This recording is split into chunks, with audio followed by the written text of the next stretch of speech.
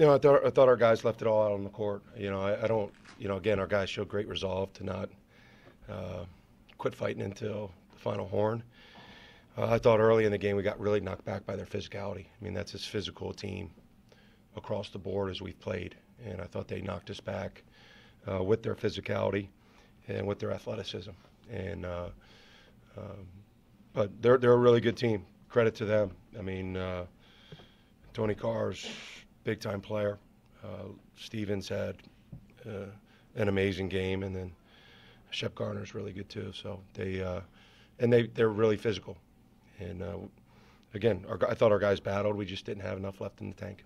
I know it's only been a few minutes, but in this NIT run, did you see any growth from your team from the beginning of the season until now? Yeah, I saw a lot of growth. Our team got significantly better from the beginning of the year to the end of the year. I thought our young guys all made great strides. We showed some real toughness in a couple instances where guys were playing with significant injuries and never complained once. And we were 4-7 in the Big East, and you got the youngest team in the Big East. A lot of young teams would have mailed it in. This is too hard, and our team didn't, and put ourselves to be in a position to be in postseason, and our guys approached postseason the right way, and gained some valuable experience, showed some market improvement, and we'll have reference points in areas where we need to get better. Coach, what was your message to the team immediately after the game? I thanked our team. It's been an unbelievable group to be around. And even on days where I didn't like what they were doing, I loved them. I have great respect for every kid in that locker room, and I'm going to miss being around them.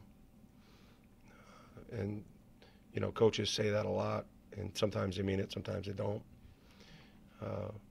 This has been as enjoyable a group as I've ever been around, and I'm proud to be associated with them. Andrew Rousey set a couple of school records, most three-pointers in a season, most points in a season. What can you say about his season?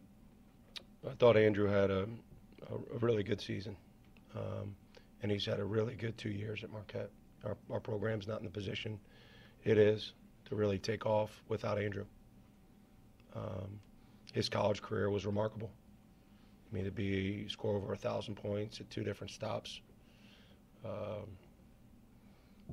He's a really, really good player, and we benefited from that. And I think he's got a bright future. We're fortunate he was on our side.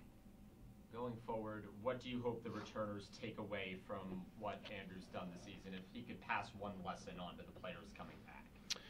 Well, I think there's a lot of lessons. I think in the NIT, I thought you saw a guy who was playing like he didn't want his career to be over with.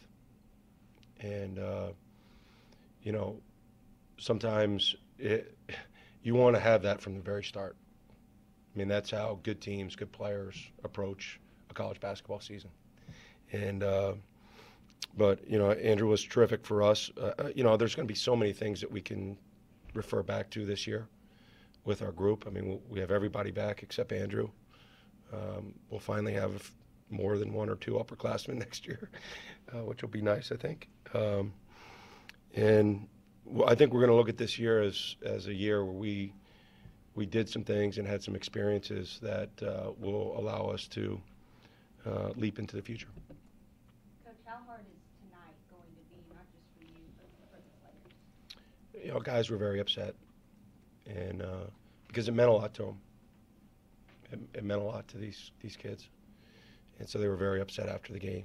And again, you never want to see your team and the kids that you coach upset, but it also is a reflection of how much they cherish the year and how much putting on a Marquette uniform means to them. So in that respect, there's something to admire about it. It's been a great group, and I'm going to miss coaching them, and I'm proud of what they did this year. Coach, was this season a success in your eyes? Yeah, it was great success.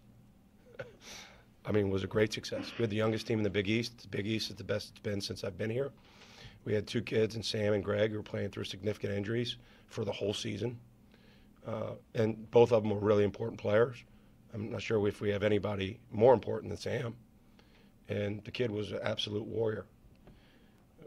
Our bench, once Haney left, was 3 freshmen who, last year were playing high school basketball. And it's not like, Theo's built like a man, but Greg and Jamal are not.